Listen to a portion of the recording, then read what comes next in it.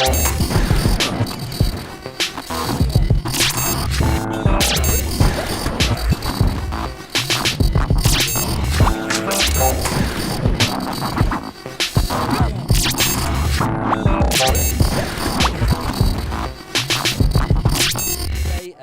I want to say thank you very much to the CEO and President of Martello Technologies, John Proctor, for joining us today. Thank you very much for joining us.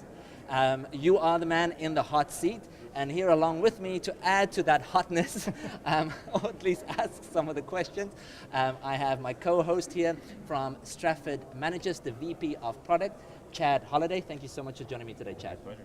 So I'm going to kickstart things off.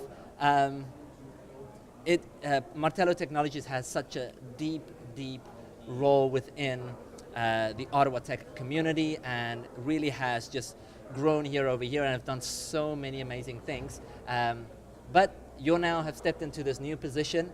A lot of amazing things have happened to this company over the years, and you have a lot planned for this year, but for the next year. But I would love to know from you, maybe you could share with us a little bit, John, why this position? Why did you think, hey, I should even be taking on this role, and why is Martello such a good fit for you?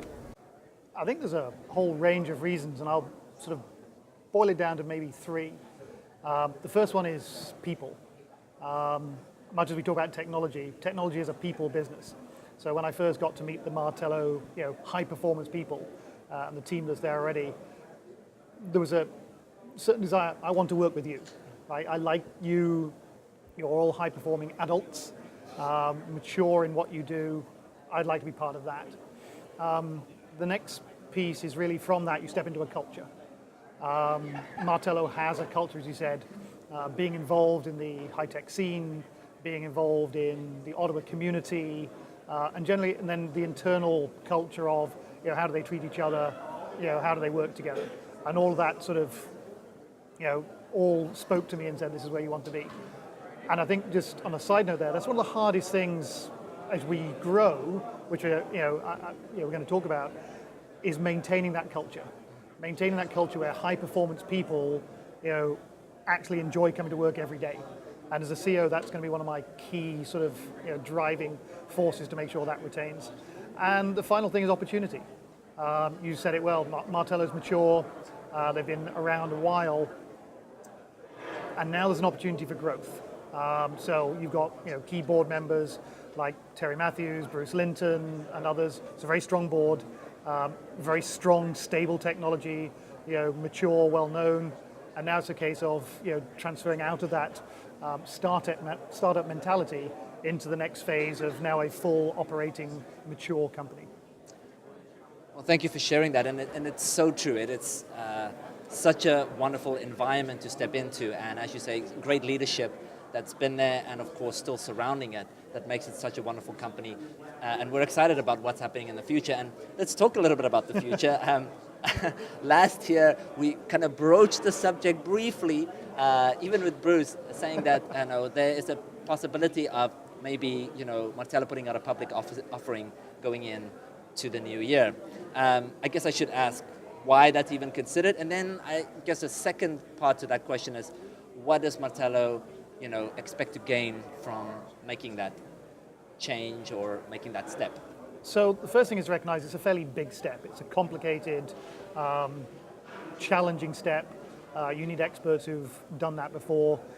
But the reason is because in Canada, we've got a very good history of entrepreneurship, startups.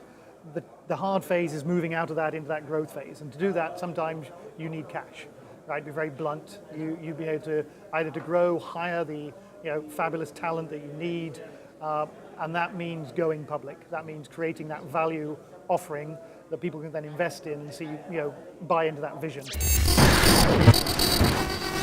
Along the product line, my question is more on the products or technology. Not that long ago, I used to run the product management group of the global network management group at Alcatel-Lucent, which is now Nokia.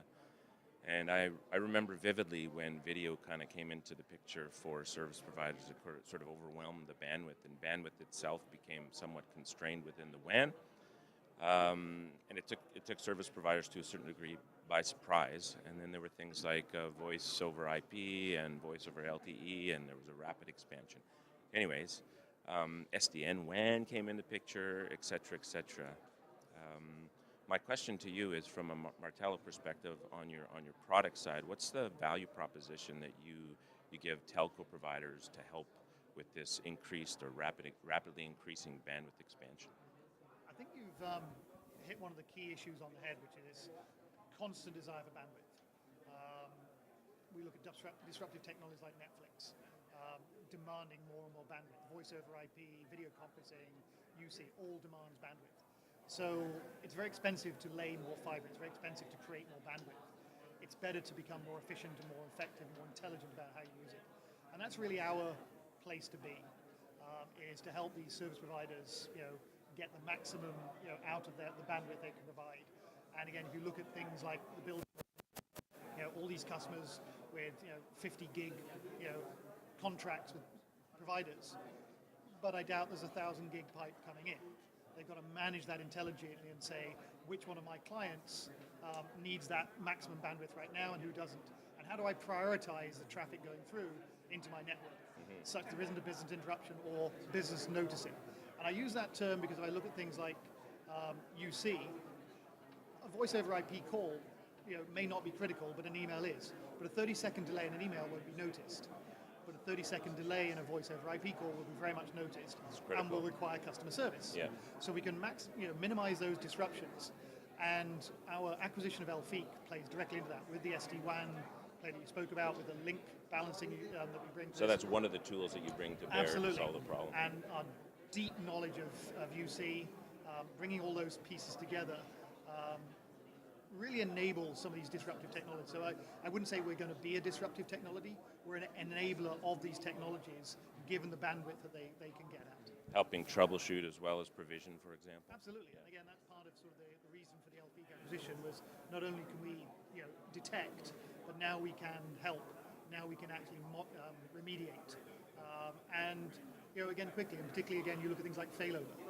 If somebody puts a backhoe through your fiber cable, the Elfiq tools will go wireless, they'll go LTE, they'll go 4G, 3G, right? So there's no business interruption. And that's really the business problem that we think will exist that we can solve. Using the network as efficiently as possible, really. Absolutely. At the end of the day. Any aspects of the network we can. Yeah. So the more, effectively the more connections an organization has, the more we can balance that load out and prioritize based on the business requirements. Makes a lot of sense. Thanks. Well, thank you very much for just elaborating on that a little bit more. And it's wonderful what you just said. We might not be the disruptor, but we are enabling disruption, which is amazing. And I mean, once again, we hear so much about smart cities and what we want to do with autonomous vehicles. And I don't think we always realize as a general public how much data and how fast data needs to move for that to actually take place. It's one thing to push a car for it to drive itself. It's another thing to have that data go fast enough for us to get there. So maybe speaking a little bit towards that. Sure. I mean, it's a very good example of, there's critical data, right? That data between those vehicles, between the lights, all that stuff, all those, is critical. So you're going to have the smartest, most intelligent network you can have constantly monitored. These are no-fail situations. So I use the example of that backhoe. Let's say we're in Ottawa and you've got smart lights that can communicate with the vehicle themselves, but somebody hits a pole. Right? Does that take the whole network down, or is there a failover system that suddenly now it switches onto the 3G network, it switches into wireless because we can't afford to have a failure? And that's, I think, like you said, is that much as we talk about data compression, it's still got to be clean. We still want to make sure all those packets are going through as quickly and cleanly as possible, and that means you've got to be very efficient and intelligent on that network. Wonderful. Well, it's great to know that you are there, you are focused on that, because it's clear. It's a clear vision of the city. It's a clear vision of where we want to go. Faster data, bigger companies, enabling disruption. So wonderful to have Martello Technologies there and spearheading that, and of course, enabling all those disruptions. So thank you very much, John, for joining us today. Such a pleasure in having you here. And thank you for sharing your depth of wealth and of knowledge that you have with regards to just that you can see. It's wonderful to have someone like you lead Martello Technologies there and have the board, of course, behind you. Thank you very much for joining me today, Chad. Wonderful to have, once again, experts like yourself a part of this conversation, and we're so happy that we can showcase what's happening.